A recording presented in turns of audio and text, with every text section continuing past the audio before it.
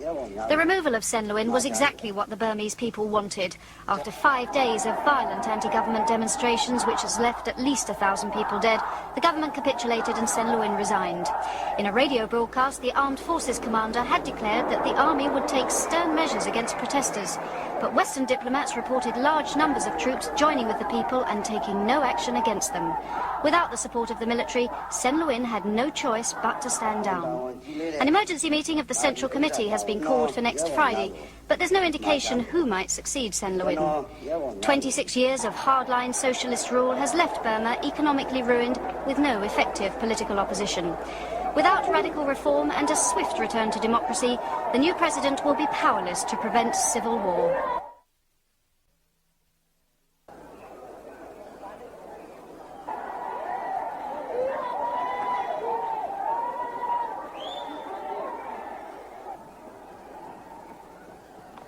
Certainly in Rangoon there is still a lot of apprehension. Some posters have appeared this morning telling people not to give up the struggle to catch up the money.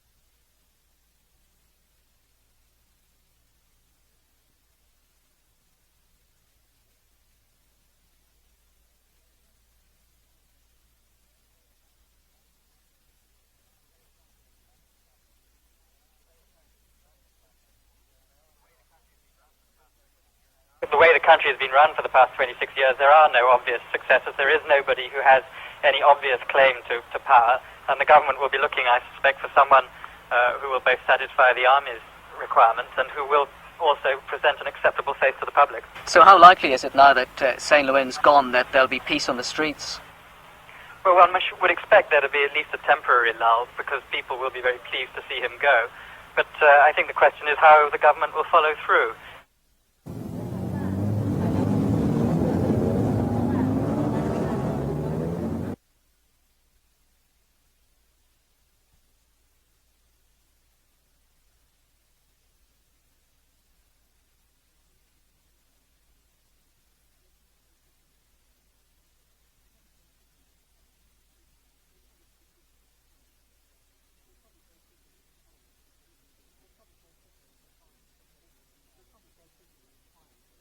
The problems are completely intertwined because the insurgencies are in a sort of horseshoe around the central plains of Burma, and these insurgencies have been going on for many years, and they're denying the government access to some of the most mineral-rich areas of the country. So as a nation, Burma has little chance of really developing unless these places are open for trade, firstly with their neighbours, but also for the resources to come down into the central plains.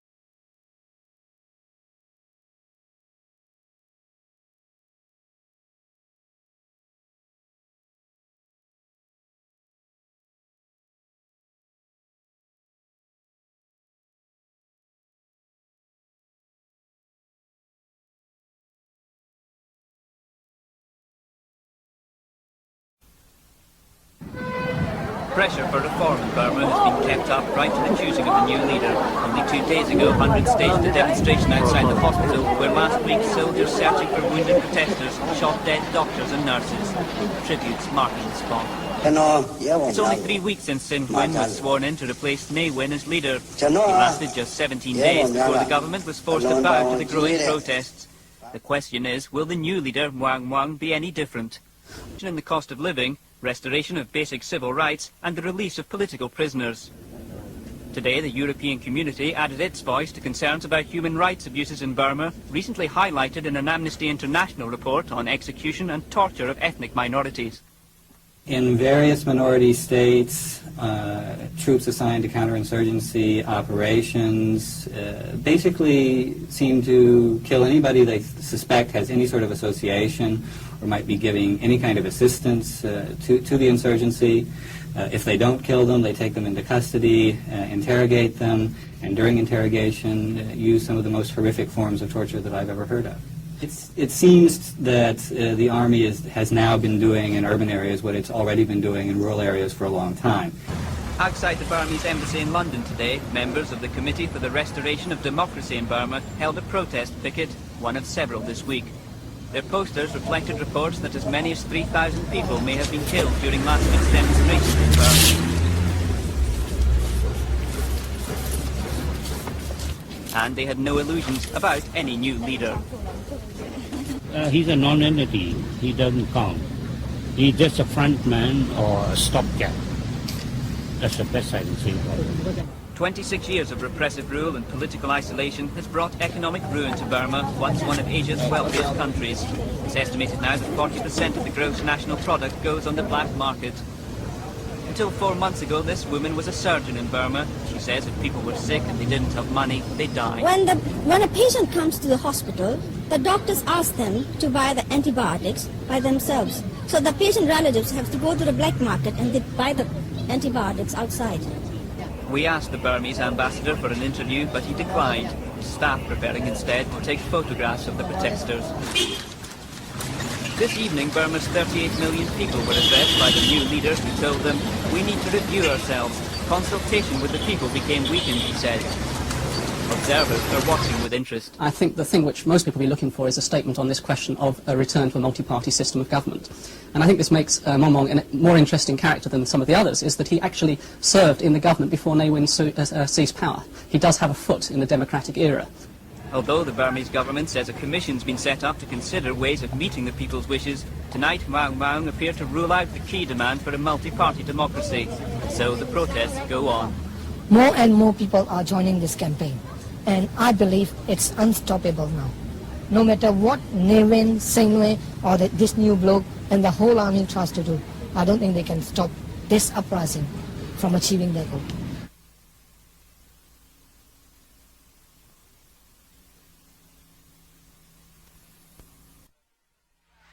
These latest pictures